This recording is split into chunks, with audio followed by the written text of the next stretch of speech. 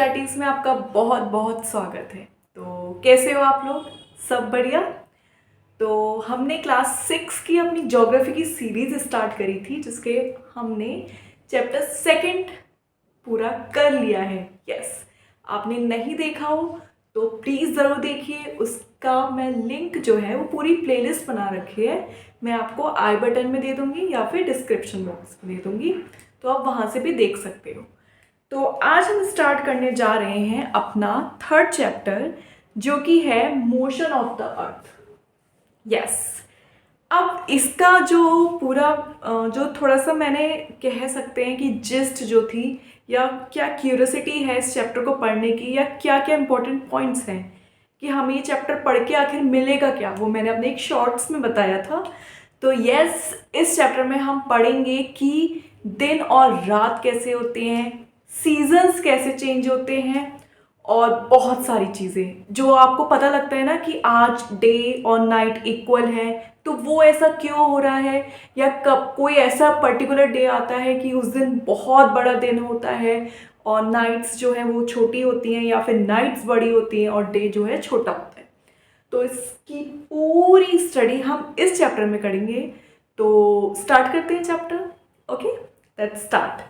Okay, तो सबसे पहले स्टार्ट करते ही आप जो है वो एनसीईआरटी में एक दो वर्ड्स देखेंगे, रोटेशन और दूसरा रिवॉल्यूशन। सबसे पहले आपको यही वर्ड्स दिख जाएंगे एनसीईआरटी का चैप्टर खोलते ही, 3rd चैप्टर खोलते ही। ठीक है, तो आखिर ये है क्या? देखो, जब हम रोटेशन और रिवॉल्यूशन की बात करते हैं तो क्या होता है, दोनों ही एक प्रकार के, या कह सकते हैं दोनों ही टाइप के मूवमेंट हैं। दोनों ही मूवमेंट है अर्थ की, कि अर्थ किस तरीके से मूव करती है। चाहे अर्थ जो है वो खुद अपने आप ही घूम रही है या किसी का चक्कर लगा रही है ना दोनों मोशन। तो वो हम पता करते हैं कि क्या है दोनों मोशन में अलग अलग, जो हमें दोनों ही पढ़ने हैं। ओके, तो सबसे पहले मैं क्या करूँगी, ये अर्थ है ना, मज़े आते हैं ना इस ग्लोब को देखने में, है ना। तो ओके, ये हो गई अर्थ। जब अर्थ जो है वो देखो, ये जो इमेजिनरी लाइन बनाई हुई है ना, ये जो एक नेल से फिक्स करा गया है, ये एक इमेजिनरी लाइन है अर्थ में। ऐसा माना जाता है कि अर्थ जो है वो इस इमेजिनरी लाइन से टिल्ट है, ना कि ऐसे स्ट्रेट है। ओके, तो ये जो इमेजिनरी लाइन से ये जो घूमती है ना, मतलब अपने ही एक्सिस पे जब घूमती है, तो उसको कहते हैं रोटेशन। क्या कहते हैं? रोटेशन। ठीक है, अर्थ जो है वो अपने ही एक्सिस पे घूम रही है। ये एक्सिस दिख रहा है ना, मतलब अपने ही पॉइंट से, या जिस पे अर्थ टिकी हुई है वहीं से मोशन कर रही है, तो उसको कहते हैं रोटेशन। तो हम क्या कह सकते हैं? हम कह सकते हैं movement of earth on its own axis. ठीक है, अपने ही एक्सिस पे या अपने ही धुरी से जो घूमना होता है, जो घूर्णन होता है, रोटेशन को हिंदी में घूर्णन कहते हैं, घूमना। ठीक है, तो उसको क्या कहते हैं? रोटेशन। देखो, ये एक पॉइंट मान लिया, अर्थ ऐसे ही रोटेट कर रही है, दिख रहा है ना, इस तरीके से। ठीक है, तो रोटेशन क्लियर हो गया। और रोटेशन हमें क्या बताता है? रोटेशन ही हमें बताता है कि अर्थ पे डे और नाइट किस तरीके से होता है। ठीक है, वो कैसे होता है वो भी जानेंगे।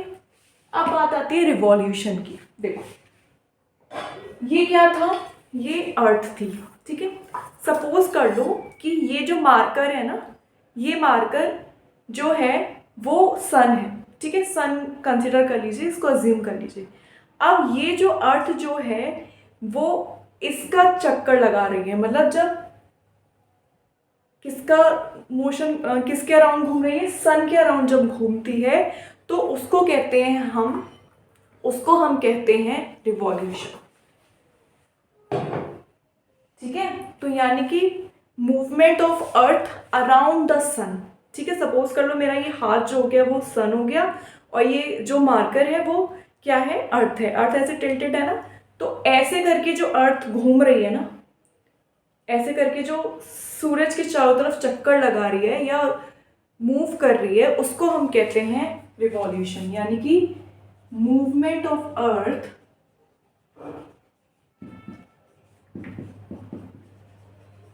Around the sun is called revolution. इससे हम क्या पता करते हैं, इससे हम पता करते हैं कि अर्थ पे जो सीजन्स आते हैं ना, जैसे समर, विंटर, ऑटम, स्प्रिंग, उससे हम चेक करते हैं कि हमारे अर्थ पे क्या है, कौन सा सीजन अब आने वाला है। यस, बहुत मज़ेदार बात है ये। इससे हम डे और नाइट के बारे में पता करते हैं, डे एंड नाइट, और इससे हम पता करते हैं seasons on the earth, seasons on the earth. अच्छा, एक इंटरेस्टिंग बात बताऊं, ये चैप्टर खत्म होते ही आप पता है पूरे ग्लोब पे कहीं पे भी हाथ रखते हो या किसी भी डेट पे आप ये बता सकते हो कि कौन सी जगह कैसा सीजन होगा या कौन सा मौसम होगा। हाँ, ये बात आप बता सकते हो। नहीं यकीन हो, चैप्टर खत्म होते ही देख लेना, पक्का आप लोग इस बात को पता कर लोगे। ठीक है, ओके, तो ये बात हो गई। अब बात आती है, अब सबसे पहले हम बात करते हैं रिवॉल्यूशन की। ठीक है, रिवॉल्यूशन की हम बात करते हैं। तो जब हम रिवॉल्यूशन की बात करेंगे तो हमको रिवॉल्यूशन की बात करनी पड़ेगी, है ना भाई, रिवॉल्यूशन की बात करनी पड़ेगी ना। ये देखिए, ये हो गया रिवॉल्यूशन। अच्छा, एक बात बताइएगा कि आप लोग को जो बोर्ड पे लिखा हुआ है वो समझ में आता है ना अच्छे से, कोई दिक्कत तो नहीं आती है। और हाँ, एक चीज़ और कहना चाहती हूँ मैं, अगर आप लोग को चैप्टर के जो है वो नोट्स टाइप के चाहिए ना, मतलब जैसे बिल्कुल की पॉइंट्स होते हैं ना, कि वन लाइनर टाइप के, कि आप कुछ लोग होते हैं कि बुक्स पढ़ने में मज़ा नहीं आता बट नोट्स पढ़ सकते हैं, तो उसके लिए भी मेरे पास सॉल्यूशन है। अगर आपको चाहिए तो प्लीज़ मुझे कमेंट्स बॉक्स में ज़रूर बताइएगा कि yes ma'am, we need it या I want it. Okay, please बताइएगा ताकि मुझे भी पता चले कि आप लोग कितना इंटरेस्ट दिखा रहे हैं। Okay, so let's start with revolution. अच्छा, अब जब ये मूव कर रही हैं, अर्थ मूव कर रही है, तो कुछ टाइम ही तो लग रहा होगा ना उस पूरे राउंड को पूरा करने के लिए। तो रिवॉल्यूशन मतलब अराउंड द सन, सन के अराउंड चक्कर लगाने में अर्थ को 365 डेज लगते हैं। कितने डेज लगते हैं? 365 डेज, मतलब कि 365 साल, यानी कि हमारे लिए कितना हो गया? 1 ईयर। ओके, 1 ईयर लगता है। वैसे एक अप्रॉक्स, इसका बिल्कुल एग्जैक्ट डेटा बताऊं तो इससे भी थोड़ा समय ज़्यादा लगता है, वो लगता है 365 days, 5 hours and 48 minutes.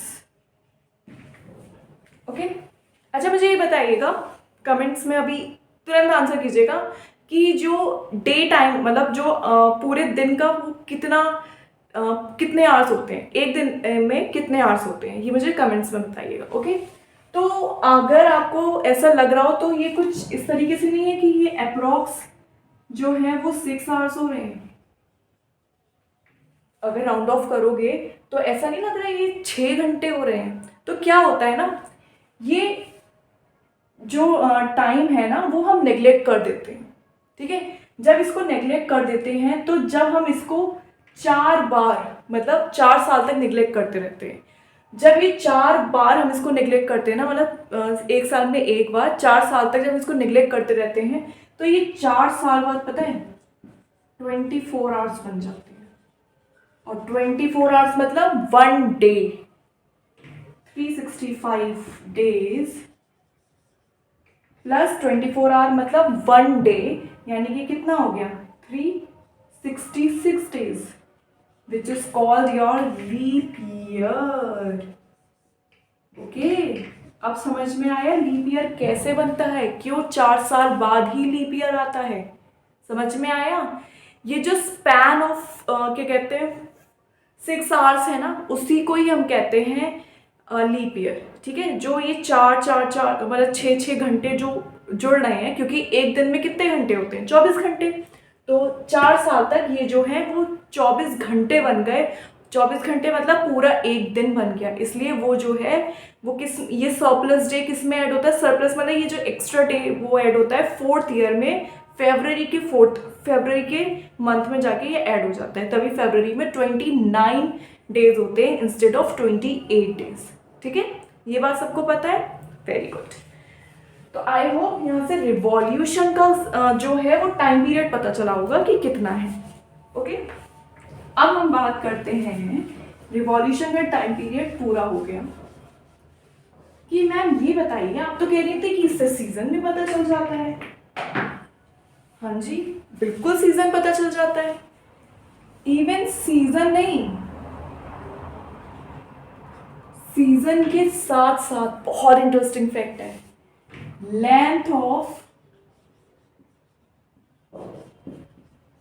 Day and night.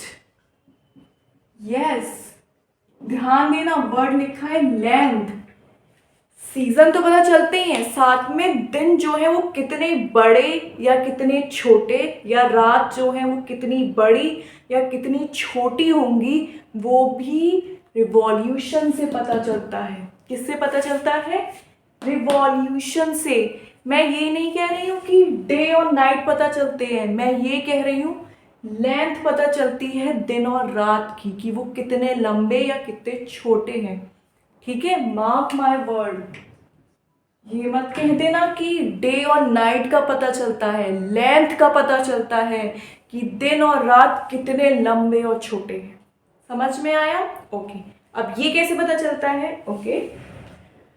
तो क्या होता है, यूजुअली हम क्या मान के चलते हैं कि समर्स में जो है लॉन्ग डेज होते हैं। कितने डेज होते, मतलब कैसे डेज होते हैं, लंबे दिन होते हैं, है ना। होता है ना कि बहुत लंबे लंबे दिन होते हैं, क्योंकि सनराइज बहुत जल्दी हो जाता है, 5 o'clock के अराउंड हो जाता है। अगर हम जो है वो मिड इंडिया को लेके चले, मतलब नॉर्थ इंडिया को लेके चले, ईस्ट में उससे भी जल्दी हो जाता है, अराउंड 4 o'clock पे वहाँ पे सनराइज हो जाता है। और सनसेट जो है वो करीब अबाउट 7:30 या 7 के अराउंड, 7 से 7:30 के बीच में आके होता है। तो हो गया ना, कितना लंबा दिन हो गया, है ना। वहीं हम विंटर्स में देखते हैं तो सनराइज कितनी, मतलब अबाउट 7 AM होता है, और सनसेट कब होता है, बहुत जल्दी 5:30 तक मैक्सिमम सनसेट हो जाता है, नॉर्थ इंडिया की अगर मैं बात कर रही हूँ, ठीक है। तो ये जो है वो लेंथ ऑफ डेज। और विंटर्स में क्या होती है, लॉन्ग नाइट्स, रातें लंबी होती हैं, ठीक है। ये बात सबको पता है ना। ये तो मुझे आई थिंक ये समझाने की ज़रूरत नहीं है कि समर्स में लॉन्ग डेज और विंटर्स में long days, sorry long nights, okay, sorry long nights होते हैं। अब इसका रीज़न बताने की ज़रूरत है कि ऐसा क्यों होता है। वो इसलिए होता है, ठीक है। देखना, एक पिक्चर बना रही हूँ, ध्यान से देखना। सपोज कर लो ये है अर्थ,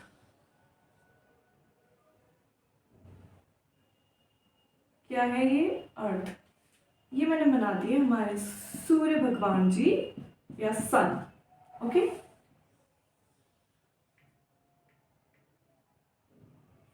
अर्थ ऐसे ही टिल्टेड है ना, है ना, ऐसे ही टिल्टेड है ना। इसको थोड़ा सा बीच से निकालना पड़ेगा, इस तरीके से, नाउ ओके। तो क्या होता है, बीच में कौन सी आती है, जिसने चैप्टर पढ़ा होगा उसे पता होगा। बताइए बीच में कौन सी लाइन आती है, इक्वेटर। कौन सी आती है, इक्वेटर। इक्वेटर से ऊपर ट्रॉपिक ऑफ कैंसर, सिर्फ कैंसर लिख रही हूँ। इक्वेटर के नीचे ट्रॉपिक ऑफ कैप्रिकॉर्न। कैसे याद कराया था, कैप्री हम नीचे पहनते हैं, तो यानी कि इक्वेटर के नीचे वाली लाइन कौन सी हो गई, कैप्रिकॉर्न। और कैन हम मुंह से पीते हैं ना, जिसमें कोल्ड ड्रिंक्स वगैरह आती हैं, सॉफ्ट ड्रिंक्स आती हैं, कैन, ठीक है। तो कैन कैसे हो गई, जो हो गया वो ऊपर हो गई, यानी कि इक्वेटर के ऊपर। सिमिलरली यहाँ पे भी हम यही कर लेंगे, इक्वेटर, ट्रॉपिक ऑफ कैंसर और ट्रॉपिक ऑफ कैप्रिकॉर्न। मैं पूरा नहीं लिख रही हूँ बट प्लीज मेंशन इट ध्यान से, ओके। ये मत कहना कि अब मैम क्या पढ़ाया है।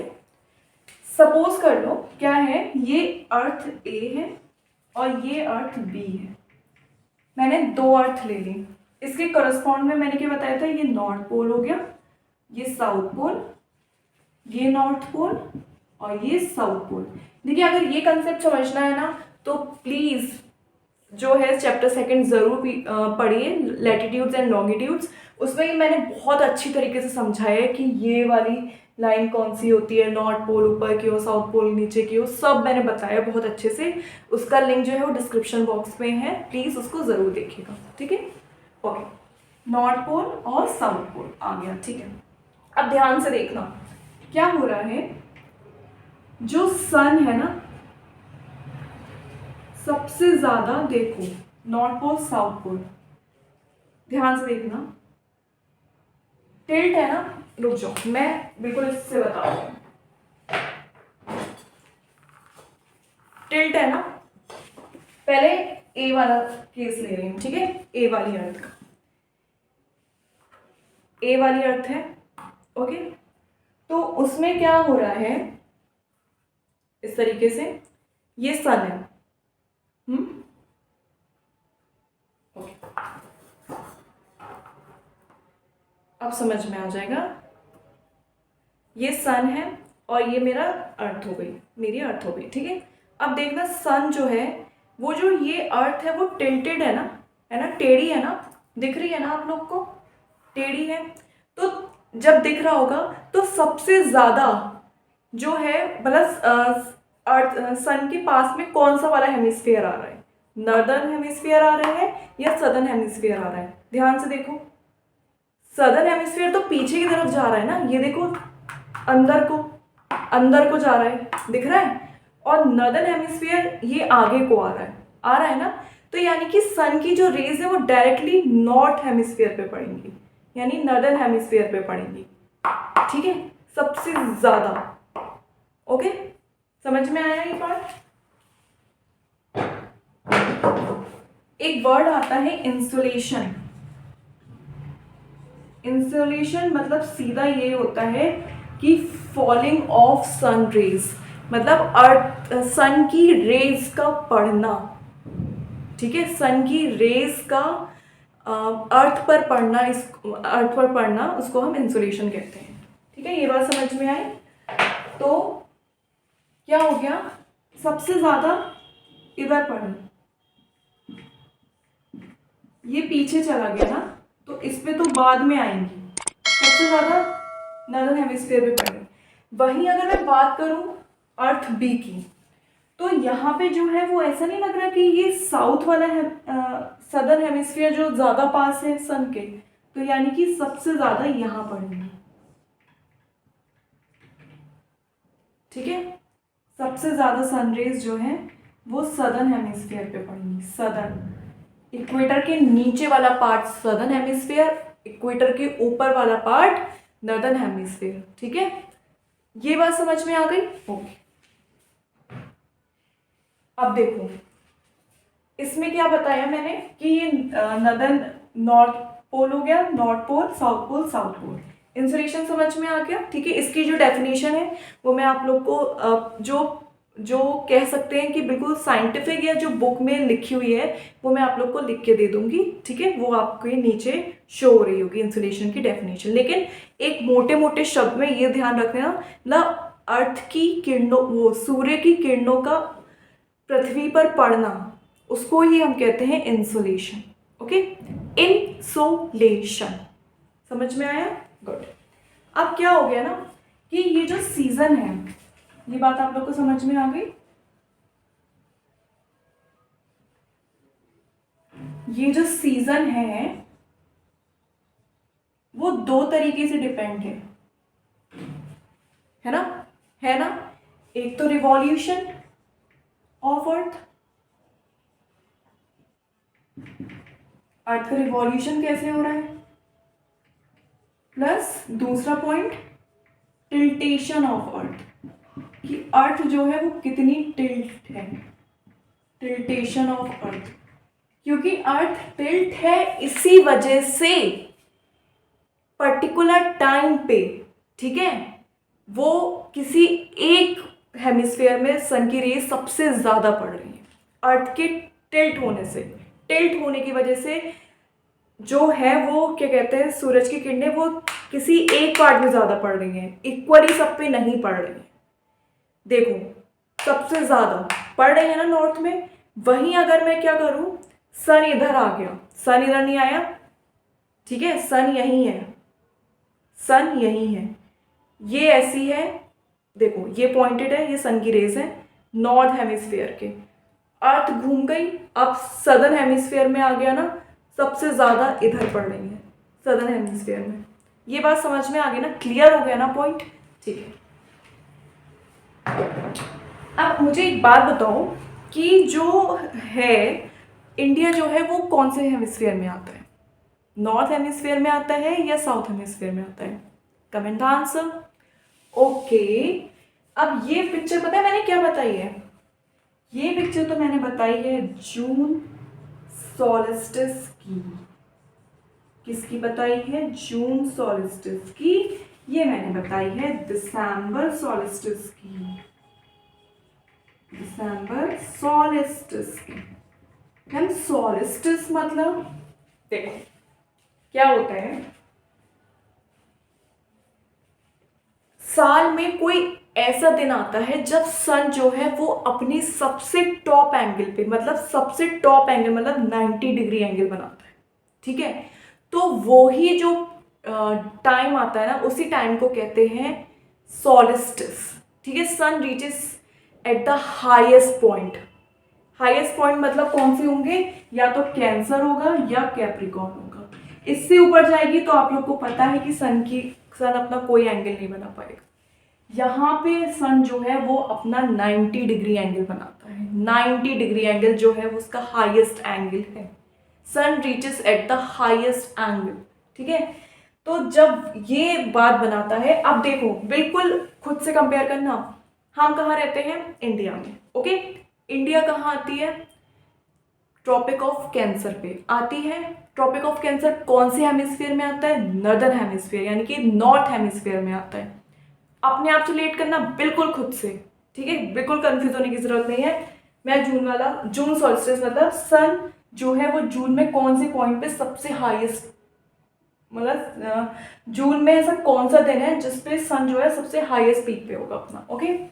तो सन जो है वो सबसे हाईएस्ट जो है वो कहाँ होगा, जून में हमारे यहाँ क्या होती है, गर्मियाँ होती हैं, ठीक है। यानी कि सन जो है वो ट्रॉपिक ऑफ कैंसर पे होगा, ठीक है, ट्रॉपिक ऑफ कैंसर पे होगा। और ये डेट होती है 21 जून। इस टाइम सन जो होता है वो अपनी हाईएस्ट पीक पे होता है, मतलब तभी हम कहते हैं कि यहाँ पे जो सन है ना, कि सबसे लंबा दिन 21 जून होता है। बहुत पढ़ा होगा आपने कि आज 21 जून है, मतलब आज नहीं है, एग्जाम्पल बता रही हूँ कि 21 जून को सबसे लंबा दिन होता है। तो वो इसी वजह से होता है क्योंकि सन की रेज जो है वो ट्रॉपिक ऑफ कैंसर पे सीधा पड़ रही होती है 90 डिग्री। समझ में आया, यानी कि हमारे यहाँ गर्मी है, गर्मी मतलब ऊपर जहाँ पे सन की रेज पड़ रही होंगी वहाँ गर्मी होगी, सीधी सी बात है, बस ध्यान रखना। तो ट्रॉपिक ऑफ कैंसर पे सन की रेज सीधे पड़ रही है, यहाँ पे क्या होगा, यहाँ पे समर्स होंगी, यानी कि नॉर्थ हेमिस्फीयर में कैसा मौसम होगा, समर का। और जस्ट वाइस वर्सा यानी कि उल्टा कर दीजिए, नॉर्थ हेमिस्फीयर के लिए यहाँ पे चल रही होंगी winters. Clear, am I clear? Just relate the second case. दिसंबर, कड़ाकेदार वाली ठंड, बड़ी वाली ठंड पड़ती है हमारे यहाँ। सन की रेज साउथ हेमिस्फीयर में सीधे पड़ रही हैं, सीधे, यानी कि ट्रॉपिक ऑफ कैप्रिकॉर्न पे सीधे सन की रेज पड़ रही है, 90 डिग्री का एंगल बना रही हैं। यानी कि हमारे यहाँ जब ठंड है दिसंबर में, हमारे यहाँ कैसी है, हमारे यहाँ से मतलब हम इंडिया में रहते हैं, इंडिया ट्रॉपिक ऑफ कैंसर का पार्ट है, tropic of cancer north hemisphere का पार्ट है। यानी कि नॉर्थ हेमिस्फीयर में कैसा मौसम है, विंटर्स का, तो साउथ हेमिस्फीयर में कैसा हो जाएगा, समर्स का। समझ में आया? December solstice and June solstice. Am I clear everything? Okay, सब समझ में आया ना? रोटेशन, रिवॉल्यूशन में कितना टाइम होता है, वो 4 इयर्स, मतलब लीप ईयर कैसे बनता है, फिर उसके बाद रिवॉल्यूशन किस पे, रिवॉल्यूशन से क्या क्या चीज़ें होती हैं, सीजन और लेंथ ऑफ डे और नाइट का पता चलता है, प्लस सीजन कैसे बनता है, सीजन के क्या क्या फैक्टर्स होते हैं कि हमें पता चलता है कि सीजन कैसे पता चल रहा है, रिवॉल्यूशन ऑफ अर्थ और टिल्टेशन ऑफ अर्थ। इतना कंसेप्ट समझ में आ गया? इतना कंसेप्ट अच्छे से बुक में पढ़िए। बाकी नेक्स्ट वीडियो में बताऊंगी कि इक्विनॉक्स क्या होते हैं, और जो ये अभी 2 डेट्स और रह गई ना, यहाँ पे 21 दिसंबर होती है, दिसंबर सॉल्स्टिस, जिसमें सबसे लंबी रातें होती हैं, क्योंकि हम अपने एक्सपेक्ट में ले रहे हैं ना, हम अपने कॉन्ट्रास्ट में ले रहे हैं कि हमारे यहाँ विंटर्स हो रही हैं, यानी कि हमारे यहाँ सबसे लंबी रातें हो रही हैं। हम अपने से ले रहे हैं, अपने आप से कंसिडर करना, ठीक है? आप कहाँ रह रहे हो, कभी कंफ्यूज नहीं होगे, वरना तो आप सोचते रहो, किसी भी कंट्री का सोचते रहो, पहले खुद के बारे में सोचो, फिर दूसरों के बारे में सोचो, ठीक है? बहुत बढ़िया बात है, सोच के देखना कभी। तो ये सॉल्स्टिस का कंसेप्ट पढ़ा दिया, इक्विनॉक्स का कंसेप्ट रह गया, ऑटम, स्प्रिंग, समर, विंटर्स का, विंटर्स और समर्स बता दिए, ऑटम, स्प्रिंग और बताने को रह गया है, फिर रोटेशन, फिर चैप्टर खत्म, बस एक क्लास और एंड चैप्टर एंडेड। समझ में आया? ओके, अच्छा लगा हो लेक्चर तो please do subscribe and share as much as you can, so that I will feel much motivated, ठीक है? क्योंकि हमको भी अच्छा लगता है, बहुत मेहनत लगती है एक वीडियो को बनाने के लिए। आप लोग ऐसे ही सपोर्ट करते रहिए, और thank you so much 20 subscribers के लिए, and thank you and change the way of your thinking.